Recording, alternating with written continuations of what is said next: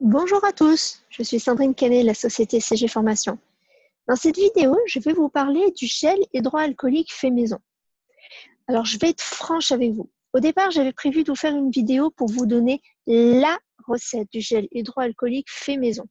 Et j'allais vous faire tout un blabla sur le sujet qui revient beaucoup en ce moment, l'utilisation du gel hydroalcoolique. Et dans cette vidéo, je vais vous proposer une recette fait maison. N'hésitez pas à nous laisser un commentaire sous la vidéo pour nous donner votre avis, notamment pour ceux qui l'auront essayé.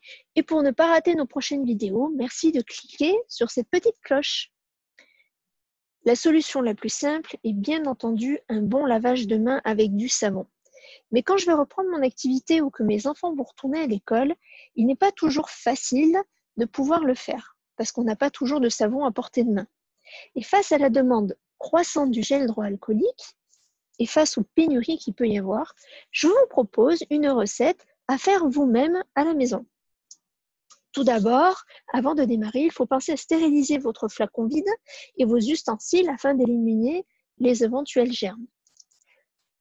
La recette. 3 cuillères à soupe de blablabla, blablabla, et stop! Là, ma fille m'interpelle en me disant « Maman, attention, j'ai vu sur YouTube que des personnes se sont brûlées les mains ou ont fait des réactions allergiques aux recettes de gel hydroalcoolique que l'on trouve sur Internet. » Du coup, je décide de creuser un peu plus sur le sujet et de faire des recherches. Et là, c'est un peu la surprise. Sur FC Que Choisir, où je suis abonnée, je découvre un article datant du mois de mars 2020 sur les gels hydroalcooliques faits maison. Celles données par les internautes à base d'huiles essentielles notamment n'ont pas fait la preuve de leur efficacité. De son côté, l'Organisation mondiale de la santé a publié sur son site une recette validée, mais il est bien précisé qu'elle est destinée aux professionnels de la pharmacie. Par ailleurs, l'accès aux ingrédients n'est pas aisé et la manipulation peut être risquée et les conditions d'asepsie d'une cuisine ne sont pas les mêmes que celles d'un laboratoire. Dans la mesure où les circonstances dans lesquelles l'utilisation du gel hydroalcoolique est indispensable sont limitées et où les prix sont désormais encadrés, l'intérêt de la fabrication maison paraît plus que douteux.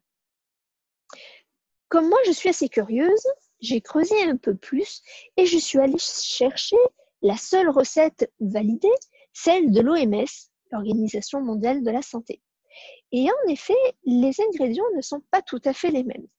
Il n'y a d'ailleurs même pas d'huile essentielle, contrairement aux recettes que l'on trouve en ce moment sur le net.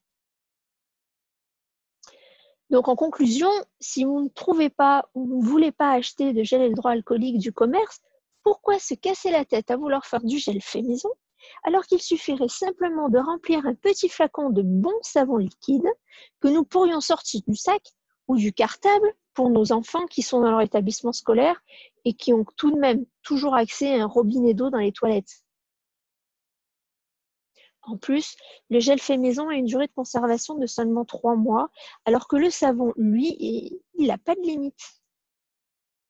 Mais comment bien se laver les mains?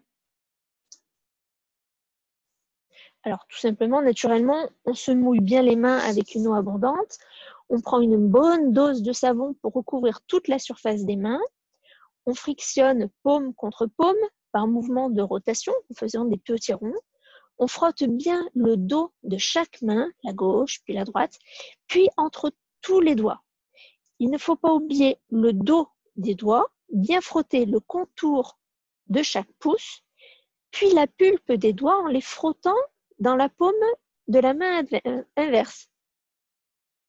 Bien se rincer les mains à l'eau. Le mieux est de se sécher avec une serviette à usage unique et on se servira d'ailleurs de cette serviette pour refermer le robinet d'eau pour ne pas retoucher les bactéries qu'on aurait pu y poser dessus.